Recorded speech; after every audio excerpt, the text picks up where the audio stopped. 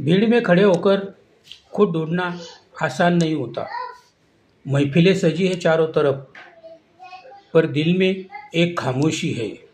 महफिलें सजी है चारों तरफ, पर दिल में एक खामोशी है। सब है अपने पास में, फिर भी जाने कैसी ये बेबसी है।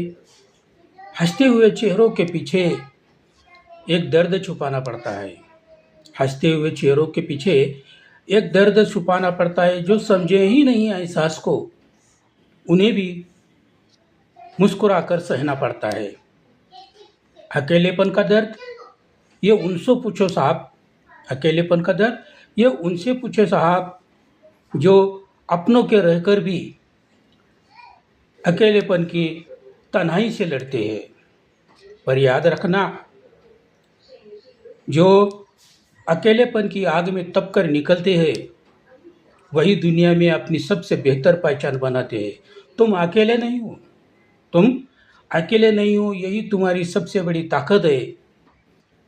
क्योंकि गैरों के महफिलों से बेहतर खुद से की हुई ये मुलाकात है।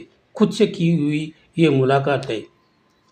सच बताना साथियों, क्या आपने भी कभी अपनों के रहकर अकेलेपन का एहसास किया है? अकेलापन कभी महसूस किया है? कमेंट करके ज़रूर बताना। नमस्ते। भीड़ में खड़े होकर खुद ढूंढना आसान नहीं होता। महफिलें सजी है चारों तरफ, पर दिल में एक खामोशी है।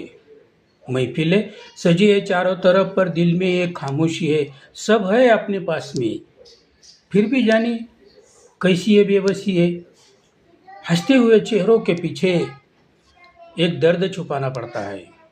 हंसते हुए चेहरों के पीछे एक दर्द छुपाना पड़ता है। जो समझे ही नहीं एहसास को, उन्हें भी मुस्कुराकर सहना पड़ता है। अकेलेपन का दर्द ये उनसे पूछो साहब।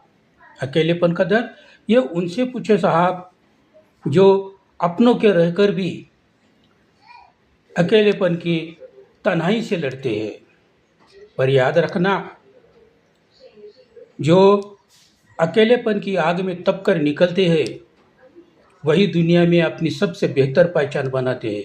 तुम अकेले नहीं हो, तुम अकेले नहीं हो, यही तुम्हारी सबसे बड़ी ताकत है।